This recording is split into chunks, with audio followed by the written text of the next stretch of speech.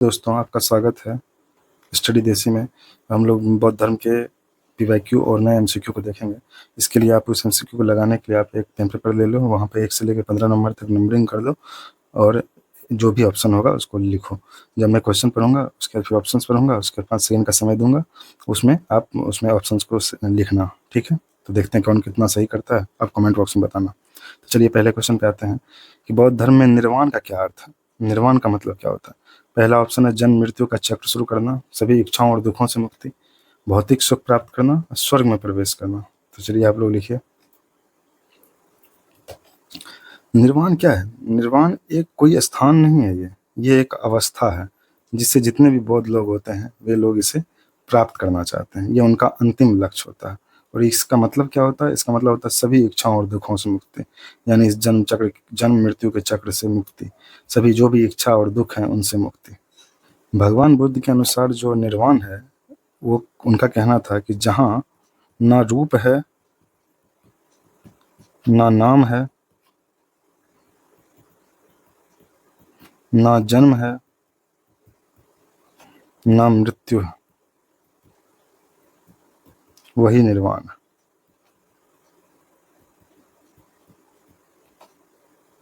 चलिए next question पे आते हैं। त्रिपिटक किस धर्म से संबंधित है? ये 63वीं बीपीएससी में पूछा गया है। जैन धर्म, शैव धर्म, वैष्णववाद और बौद्ध धर्म। बताओ आप लोगों ने आंसर दे दिया होगा, पॉज कर देना आप। तो ये बौद्ध धर्म हो गया। ठीक है, त्रिपिटक मतलब क्या होता है? पिटक का मतलब होता है टोकरी। तो ये हो गया 3 टोकरी, यानी ये 3 टोकरी क्या है? जो बौद्ध ग्रंथ है उसको आम लोगों की भाषा के लिए पाली में संकलित किया गया। पाली आम लोगों की भाषा थी, तो पाली में संकलित किया गया। ये संकलित करके इनको तीन तीन ग्रंथ में संजोया गया, उसी को 3 पिटक बोलते हैं। ठीक है, त्रिपिटक यानी 3 टोकरी। ठीक है, इसका क्या है? एक पिटक है विनय पिटक। ठीक है, विनय पिटक। दूसरा क्या है? सुत्त पिटक। तीसरा क्या है? अभिधम पिटक। ठीक है, ये दोनों को क्या किया गया था? पहली बौद्ध संगति में से संकलित किया गया था। पहली बौद्ध संगति में विनय पिटक किसने किया था? उपाली ने संकलित। और सुत्त पिटक किसने किया था? आनंद ने। आनंद कौन थे? भगवान बुद्ध के प्रिय शिष्य थे। ठीक है, विनय पिटक में क्या है? विनय पिटक में क्या है? जो मठ में है ना, मठ में जो नियम कानून होते थे, जो नैतिक अनुशासन होते थे, उनका जिक्र है। ठीक है, और ये सुत्त पिटक में क्या है? सुत्त पिटक में जो बुद्ध के प्रवचन थे। ठीक है, बुद्ध के प्रवचन और शिक्षा है। ठीक है, इस पे आधारित है। ये अभिधम पिटक में क्या है? इसमें क्या है? इसमें बौद्ध दर्शन था, फिलोसफी, बौद्ध दर्शन। नेक्स्ट क्वेश्चन है कि महात्मा बुद्ध ने अपना पहला उपदेश कहाँ दिया था? आप लोग सोचो। ये 59वीं बीपीएससी में पूछा गया। बौद्ध गया, कपिलवस्तु, सारनाथ, श्रावस्ती। ठीक है, जब 5 सेकंड है, पॉज करो। चलिए हम लोग आंसर देखते हैं क्या होगा यहाँ पे, बताओ। सारनाथ। ठीक है, सारनाथ में पहला उपदेश दिया था, उसको क्या बोलते हैं? धर्मचक्र प्रवर्तन।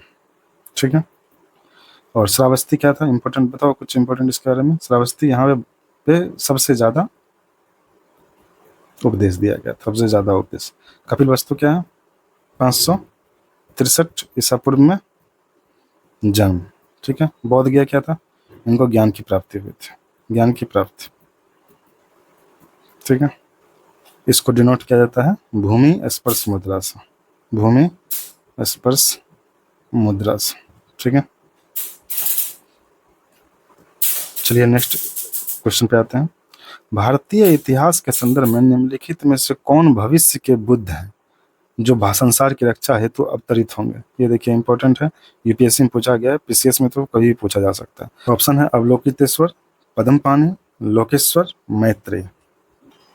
इसका आंसर क्या होगा? मैत्रेय। इनको भविष्य के बुद्ध के बारे में जाना जाता है। ठीक है, ये क्या है कि ये मतलब बुद्ध का 5वां बुद्ध इनको बोला जाता है। ठीक है, 5वां अवतार है बुद्ध के।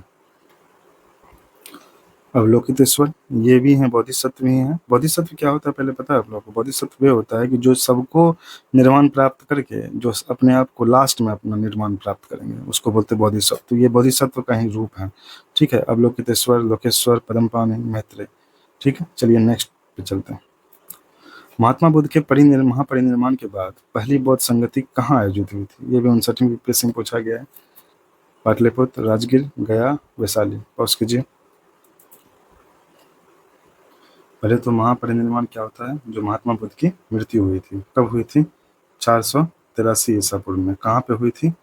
ये कुशीनगर, मल की राजधानी कुशीनगर में, तो इसी को बोलते हैं। तो 483 ईस्वी के मतलब इनकी मृत्यु के जस्ट बाद ही पहली बार जो बौद्ध संगत का आयोजन हुआ था वो कहाँ हुआ था? राजगीर में हुआ था।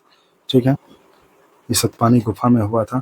ठीक है, और सतपानी गुफा में, और इसमें राजा कौन थे? अजातशत्रु। ठीक है, अजातशत्रु। और इसमें अध्यक्ष कौन थे? महाकश्यप। कहीं पे कश्यप भी लिखा रहता है, कहीं पे कश्यप भी लिखा रहता है, तो महाकश्यप या महाकश्यप। पर इसी में क्या हुआ था? प्रथम बौद्ध संगति में ही क्या हुआ था? सुत पिटक और विनय पिटक हुआ था। संकलन, पिटक आनंद, विनय पिटक उपालि। मैंने बताया था आपको, वी विनय और यू उपालि, तो वी यू एक साथ है, तो विनय पिटक उपालि के द्वारा, सुत पिटक आनंद के द्वारा। आनंद कौन थे? भगवान बुद्ध के प्रिय शिष्य। और इन्हीं के कहने पे जो धम्म था, जो संघ था, उसमें क्या हुआ था? महिलाओं को एंट्री मिली थी। चलिए नेक्स्ट क्वेश्चन देखते हैं। ये यूपीएससी में पूछा गया है 2013 में, बहुत ही इम्पोर्टेंट है। और ये जो जिस यहाँ पे जो चीज़ों, दो वर्ड का यूज किया गया है, जिक्र किया गया है, जैसे क्वेश्चन पहले पढ़ते हैं।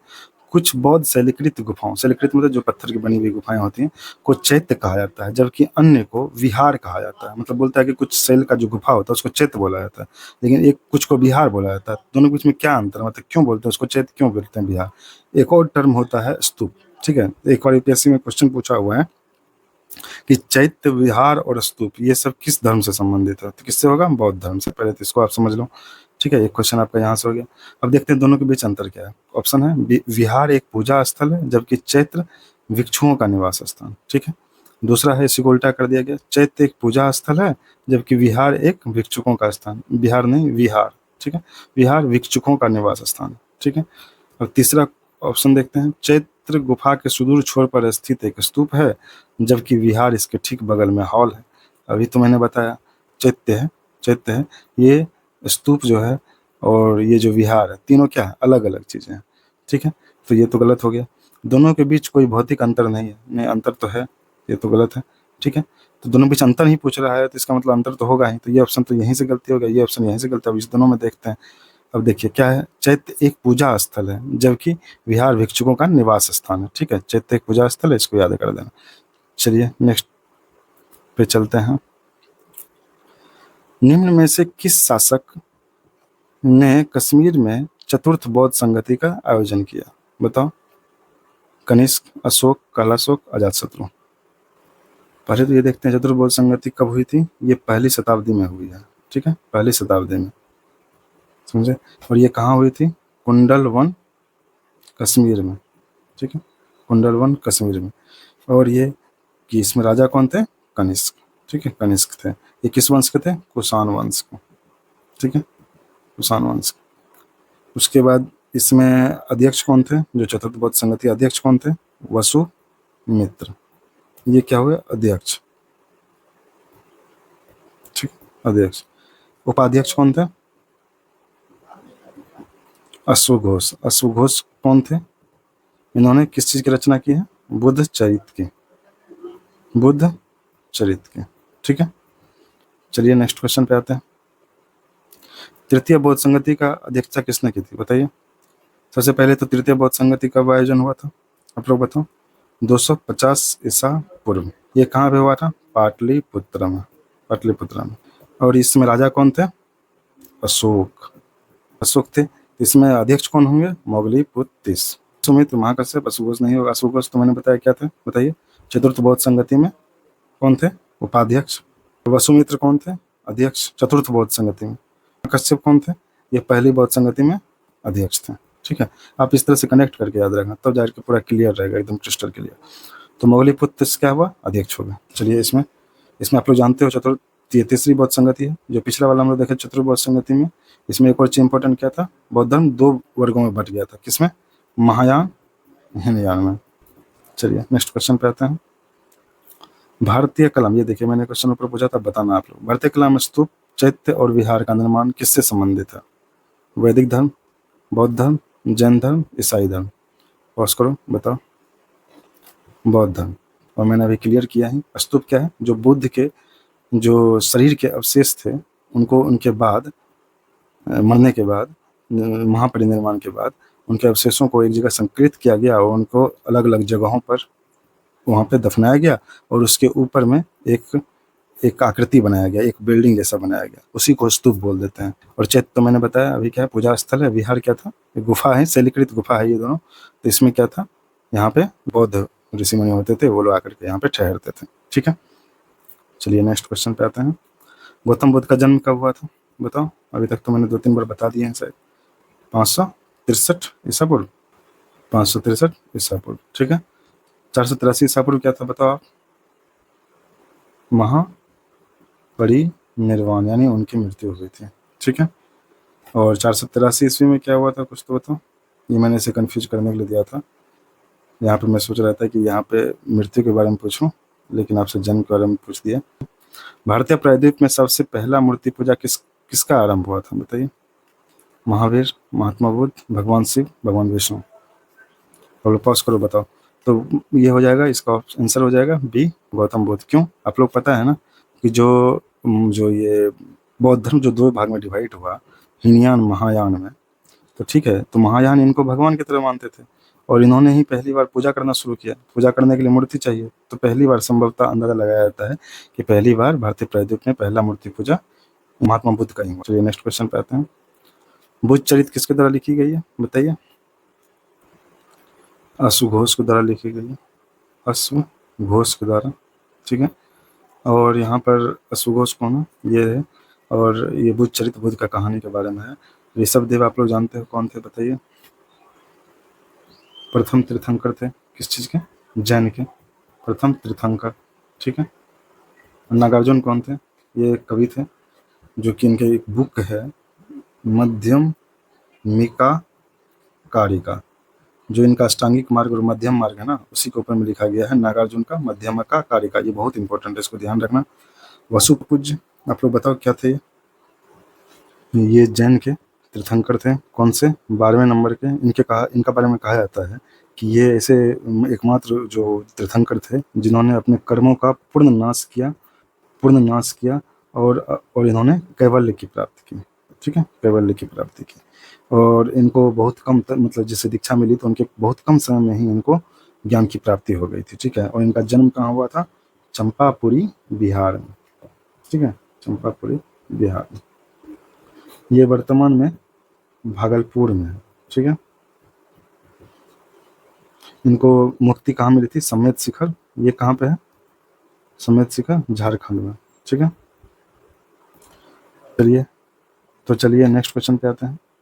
बौद्ध धर्म में धर्म चक्र परिवर्तन क्या है, बताओ। धर्म चक्र परिवर्तन, बुद्ध को ज्ञान की प्राप्ति, बुद्ध को निर्वाण की प्राप्ति, बुद्ध के द्वारा दिए गए प्रथम उपदेश, बुद्ध के गृहत्याग को।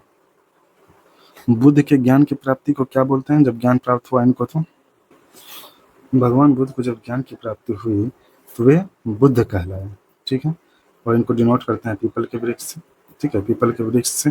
और इसको एक इनका भौतिक रूप जो दिया गया है इस चीज़ को, उसमें है भूमि स्पर्श मुद्रा। आप सर्च करना, नहीं तो मैं यहाँ पे एक फोटो भी लगा देता हूँ, भूमि स्पर्श मुद्रा। ठीक है, और बुद्ध के द्वारा दिए गए प्रथम उपदेश को क्या बोलते हैं, धर्मचक्र परिवर्तन। ये कहाँ दिया गया था, सारनाथ में। ठीक है, और सबसे ज़्यादा कहाँ दिया गया था, श्रावस्ती में उपदेश। बुद्ध के गृहत्याग को क्या बोलते हैं, महाविनिष्क्रमण, महाविनिष्क्रमण। नेक्स्ट क्वेश्चन पे आते हैं। विक्रमशिला विश्वविद्यालय बौद्ध धर्म के किस शाखा से संबंधित है, हीनयान, महायान, वज्रयान, महासंघी। जल्दी से बताओ आप लोग, पॉज करो। वज्रयान। ठीक है, और ये विक्रमशिला विश्वविद्यालय कहाँ है, भागलपुर में।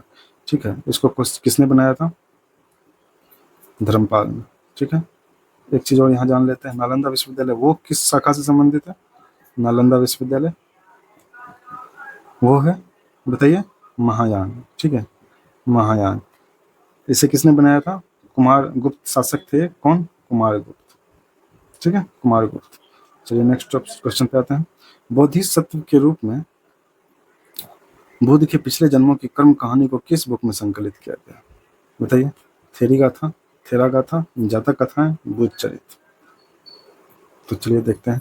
थेरीगाथा और थेरागाथा, ये दोनों क्या है, ये दोनों जो है ना, जो बौद्ध भिक्षु जो थे उनके भजनों का संकलन है, भजनों का संकलन है, ठीक है, भजनों का संकलन।